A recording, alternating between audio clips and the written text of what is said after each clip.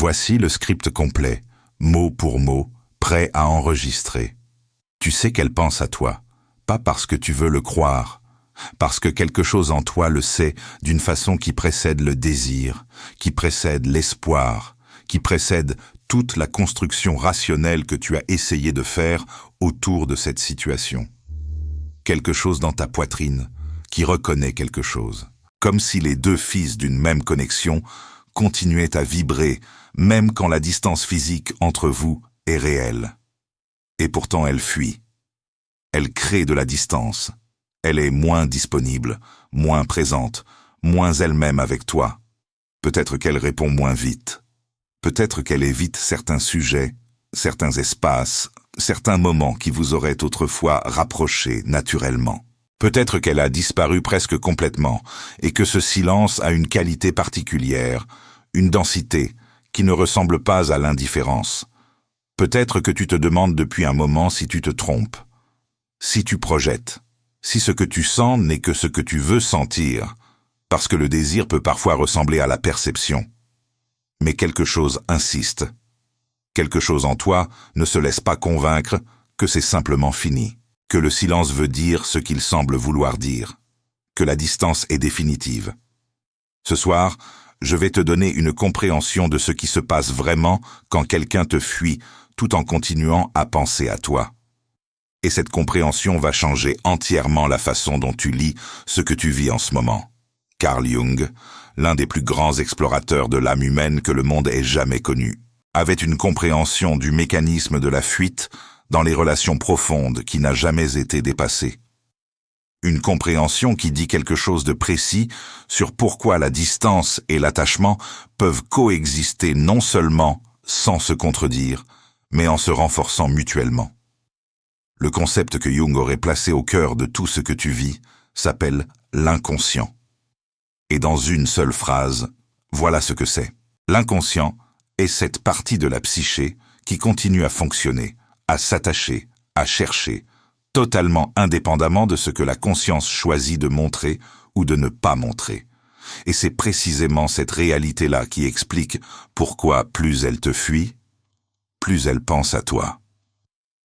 Jung observait quelque chose que la sagesse populaire sur les relations n'a jamais vraiment compris. Il observait que la fuite, dans la plupart des connexions profondes, n'est pas l'opposé de l'attachement. Elle en est souvent la preuve la plus directe. Parce qu'on ne fuit pas ce qui ne touche rien.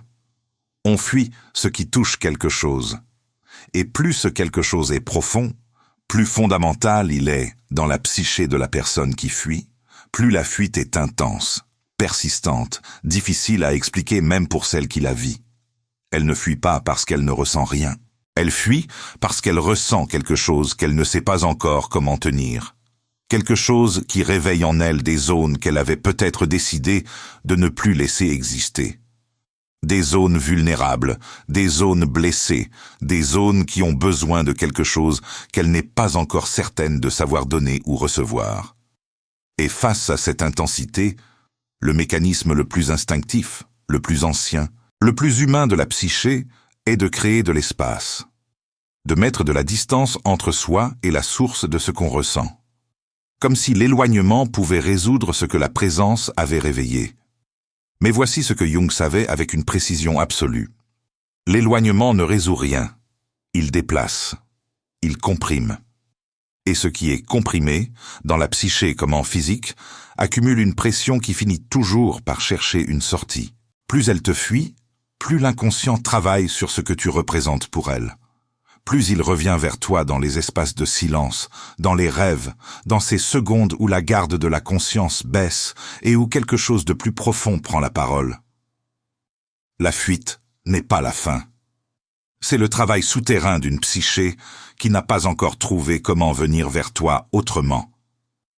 Voici maintenant le mécanisme précis, celui qui explique avec une clarté remarquable pourquoi la fuite et l'attachement ne sont pas deux choses séparées, mais une seule réalité, vue de deux côtés différents.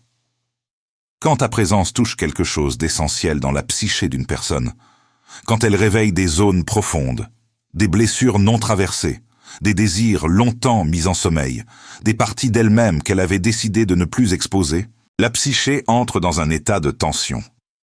Une tension entre ce qui veut se manifester, ce que tu réveilles, et ce qui veut le protéger, ce que les mécanismes de défense maintiennent. Et cette tension est épuisante. Elle consomme une énergie psychique considérable. Et l'une des façons que la psyché trouve pour la gérer est de s'éloigner de la source, comme si la distance pouvait réduire la pression intérieure. Mais la distance fait quelque chose de paradoxal. Elle isole la personne avec ce qu'elle fuyait. Sans toi, dans son environnement immédiat, sans la distraction de l'interaction réelle, ce que tu avais réveillé en elle reste là, actif, sans sortie directe. Et l'inconscient, qui n'a pas de place où aller avec ça, y revient, encore et encore, dans les pensées involontaires, dans les associations inattendues, dans cette façon particulière que certaines choses ont de ramener ton visage sans prévenir. La fuite crée les conditions dans lesquelles elle pense le plus à toi, pas malgré la distance, à cause d'elle, et quelque part en toi, tu le savais déjà, sans ces mots, sans cette précision. Mais ton âme savait que ce silence avait une texture différente de l'oubli, que cette distance portait quelque chose que l'indifférence n'aurait pas eu, que quelque chose continuait à travailler de l'autre côté, en silence, dans la profondeur, même quand la surface ne montrait rien. Tu le savais. Et cette certitude que tu portais n'était pas de la naïveté, c'était de la perception. Voici le paradoxe central de tout ce que je vais te dire ce soir. Une seule phrase. Fuir quelqu'un est la façon la plus inefficace d'arrêter de penser à lui. Laisse cette phrase exister, parce qu'elle contient quelque chose de fondamentalement vrai sur la façon dont l'inconscient fonctionne, et que comprendre ce paradoxe change tout dans la façon dont tu peux lire ce que tu vis. Jung avait une compréhension très précise de ce phénomène.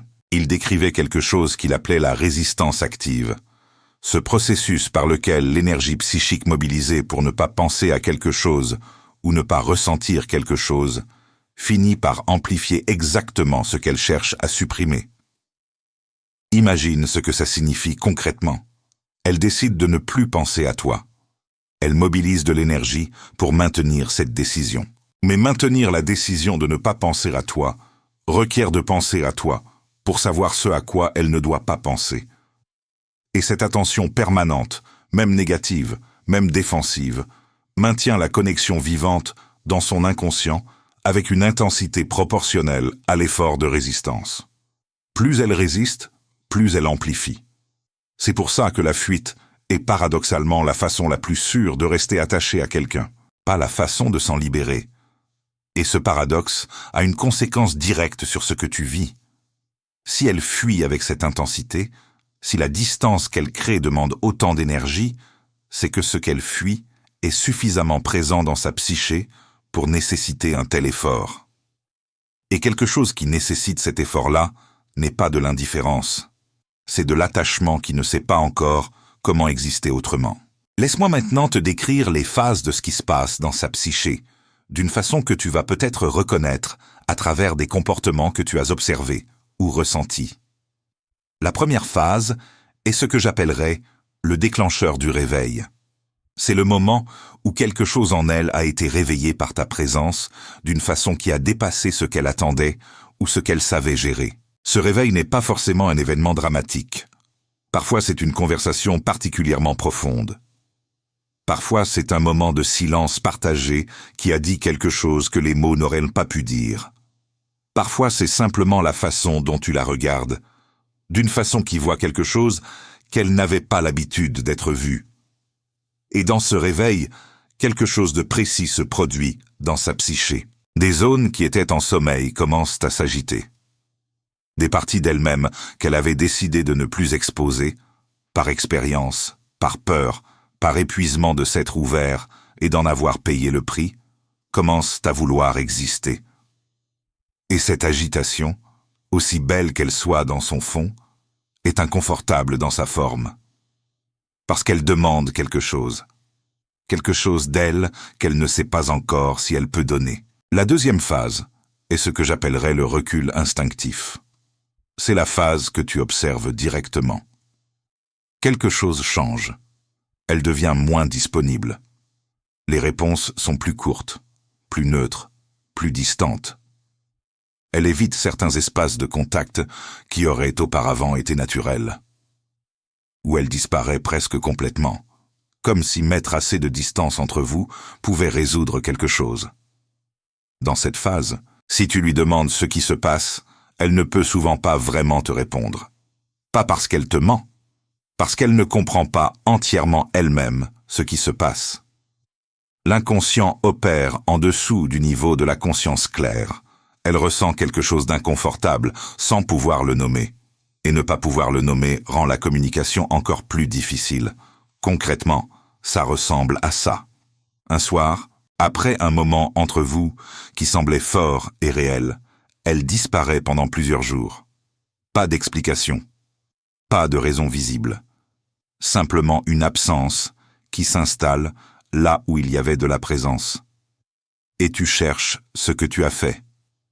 Et tu ne trouves rien. Parce qu'il n'y a rien à trouver de ce côté-là.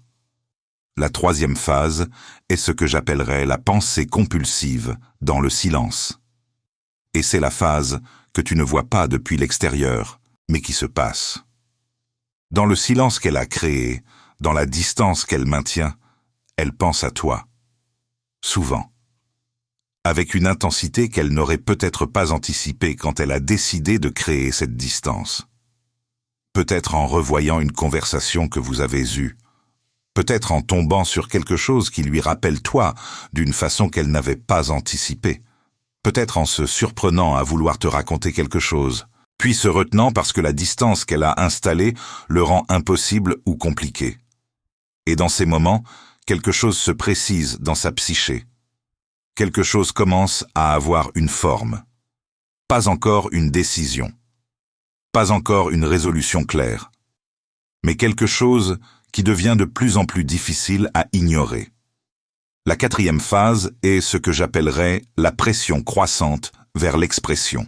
C'est la phase où l'inconscient commence à chercher des sorties, où la compression de l'attachement non exprimé commence à produire une pression qui cherche une manifestation dans le monde extérieur. Et cette pression peut se manifester de façon que tu as peut-être observée. Un regard qui dure une seconde de trop quand vous vous croisez par accident. Une réponse à quelque chose que tu as publié. Un like, un partage. Quelque chose de petit, mais de pas tout à fait anodin. Une question posée via quelqu'un de commun. Un message envoyé au milieu d'une nuit, puis peut-être annulé. Des signes petits, parfois presque invisibles, mais qui ont cette qualité particulière de quelque chose qui cherche un chemin sans encore avoir décidé de prendre un chemin. Mais voici ce que Jung ajouterait. Et c'est la partie que la plupart des gens évitent, parce qu'elle est la plus personnelle. Pendant tout ce temps où tu regardais vers elle, pendant tout ce temps où tu lisais ses comportements, où tu cherchais des signes dans ses silences, où tu attendais que quelque chose bouge de son côté, qu'est-ce qui se passait en toi ?